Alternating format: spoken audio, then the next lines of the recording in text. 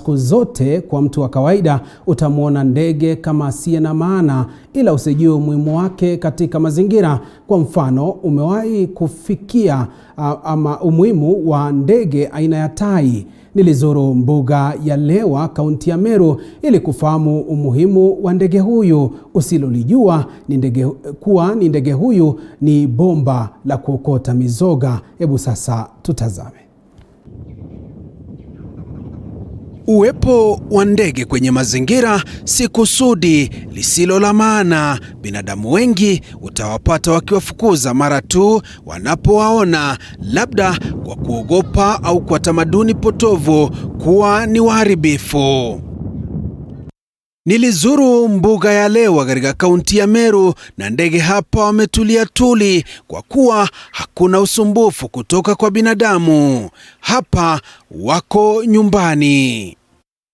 Mtafiti wa ndege kutoka mbuga hii ya Lewa, Kamau, anatueleza kuwa kando na ndege kuwa urembo kwenye mazingira, ni wa maana katika maisha ya viumbe vilivyo duniani, haswa ndege aina ya tai.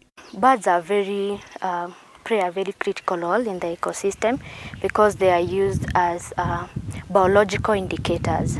For example, like a group of birds, like wet-rat birds, which are the water birds, you get that when the population declines, that one can tell you something about the health of the ecosystem, because birds are very small and therefore they can easily detect. They will be easily affected by any slight change in the ecosystem. For example, pollution. It will take a long time for an elephant to feel the effect of pollution than birds. Therefore, the bird population will be greatly affected by a slight change in the environment, for example, slight change in pollution, and therefore you get that their population will decline. So when you monitor the population, when you have a very close monitoring of the population and you get that there is a certain decline of the bird population in a certain ecosystem, then that tells you something about the health of the whole ecosystem. Something is really wrong with that ecosystem. Kwa ujumla ndege ni ndege, lakini kuna baadhi ya ndege ambao hula nyama, na si nyama wanazowinda wenyewe, bali mizoga. Vultures are birds of prey, and despite that their population is really declining at a very high rate, they play a very important role in the ecosystem. Vultures have a very strong digestive system, and therefore the disease-causing microorganisms serve as food for vultures, which would otherwise cause disease to human beings. Therefore, they are our garbage collectors. That's why we refer to them as garbage collectors, because otherwise the diseases like anthrax, they would spread to wildlife, human beings, and even cause death. But now vultures come in and collect that waste for us, and therefore we are healthy. Ndege aina ya tai nchini wako aina 8 na ulimwenguni aina 23. Katika mbuga ya Lewa kuna aina 6 ya tai hao.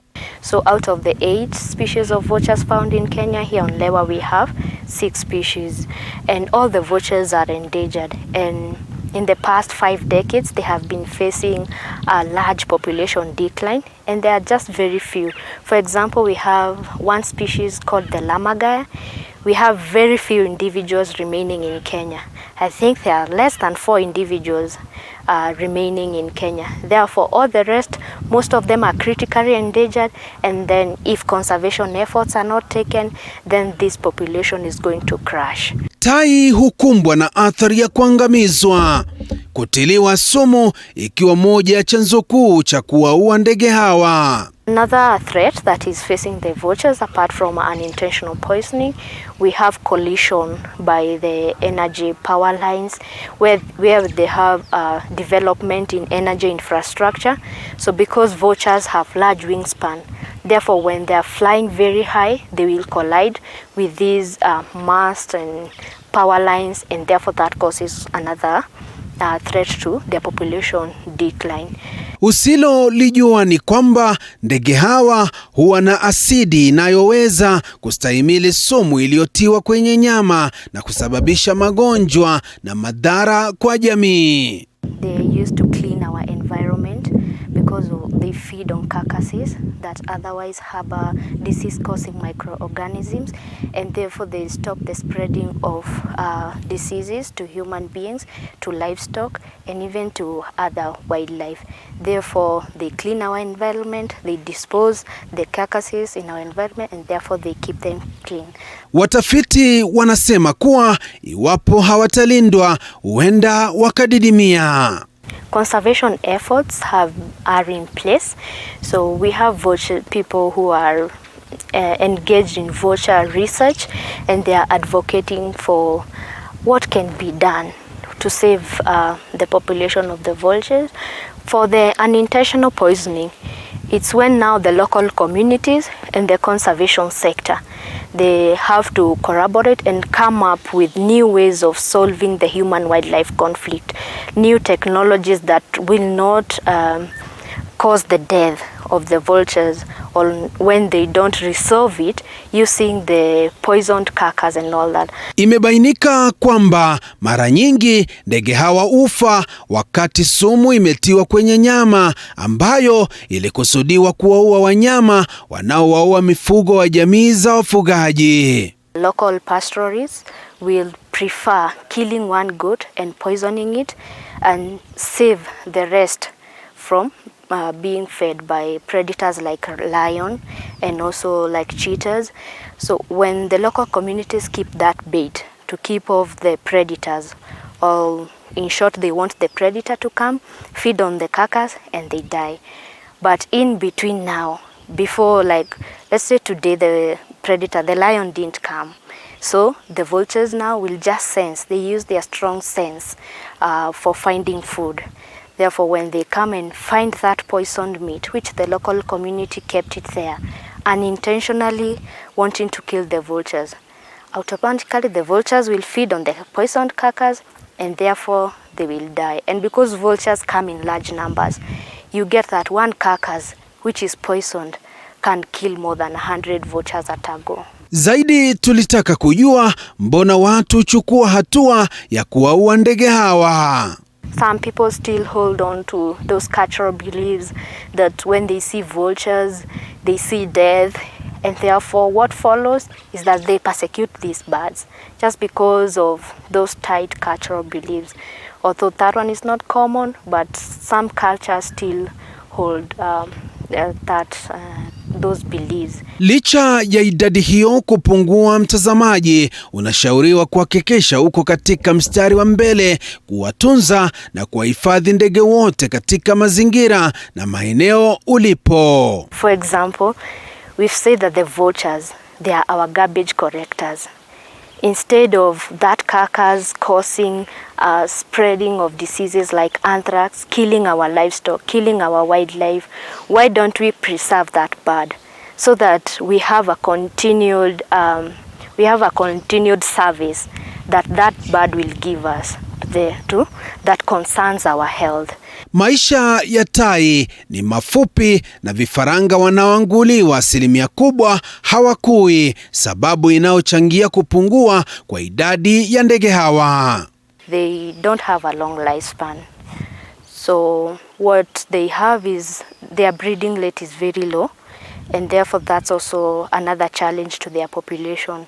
So they don't breed regularly, and also the chicks, very few of them will make it to maturity, and that also poses a problem to their population decline. Katika karne hii ya 21, wanasayansi wameanza utafiti wa tai na namna wananusa palipo mzoga. Hizi zikiwa juhudi za kutumia ndege huyu katika kusaka miili wakati wa uhalifu umetekelezwa, na pia kujua namna ndege huyu anatafuta mwili na muda atakaotumia kula mwili wenyewe. The awareness programs conducted by different organizations that target birds in Kenya, like for example Nature Kenya.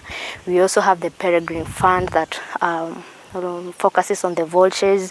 Therefore, that one has sparked some passion in the people, especially in the Kenyan country, and therefore they are really trying, and It's really picking up and doing very well in Kenya. Katika michezo ya kutazama ndege katika mwezi wa 10, Kenya iliorodheshwa ya kwanza barani Afrika.